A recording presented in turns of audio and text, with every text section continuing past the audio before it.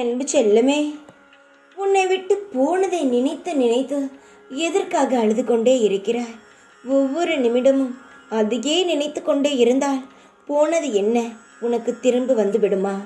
அதை நினைத்து நினைத்து அது நடந்ததை பற்றியே யோசித்து யோசித்து அழும் பொழுது நிச்சயமாக உன் மனதிற்குள் தேவையில்லாத சில விஷயங்கள் எல்லாம் உன் மனதுக்குள் புகுந்து உன்னை எந்த வேலையும் செய்ய விடாமல் அதுவே ஆட்சி செய்ய ஆரம்பித்துவிடும்.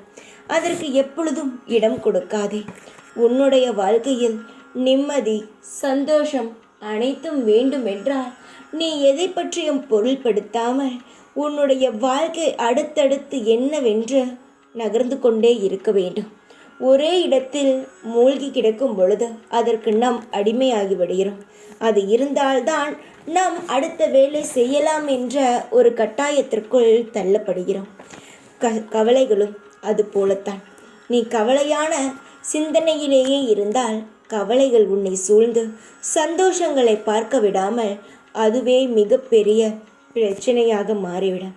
என்னுடைய தங்க உறவே, உன்னை நான் எந்த ஒரு நொடியும் கஷ்டப்படுத்துவது கிடையாது. ஆனால் ஏன் நீ அழுகிறாய்? உனக்கானது உனக்கு கிடைக்கவில்லை. நீயாக சேர்த்ததும் உனக்கு நிலையாக இல்லை. இதை நினைத்து கவலைப்படாதே.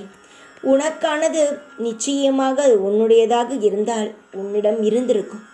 ஆனால் அது உன்னுடையது அல்ல. சிறிது காலம் உன்னுடன் இருக்க வேண்டிய கட்டாயம் அது பொருளாகவோ இல்லை மனிதர்களாகவோ எதுவாக இருந்தாலும் இதுதான் நிலைமை. மேலிருப்பவன் ஒவ்வொன்றுக்கும் ஒவ்வொரு நேரம் போட்டு வைத்திருப்பான். அதன்படித்தான் நடக்குமே தவிர நீ முடிவு செய்தோ இல்லை மற்றவன் முடிவு செய்தோ எதையும் யாராலும் மாற்ற முடியாது. நீ ஒன்றை தெரிந்து கொள். நீ கவலைப்படுவதனால் எதுவும் தலைகீழாக மாறப்போவது கிடையாது. உன்னுடைய வாழ்க்கையில் எப்பொழுது என்ன நடக்கும் என்பது எனக்கு தெரியும். அதன்படியே உன் வாழ்க்கை அமையும். உனக்கு அடிக்கடி வந்து உன்னுடைய வாழ்க்கையில் நடக்கப் போவதை சொல்லிக்கொண்டு இருக்கிறேன்.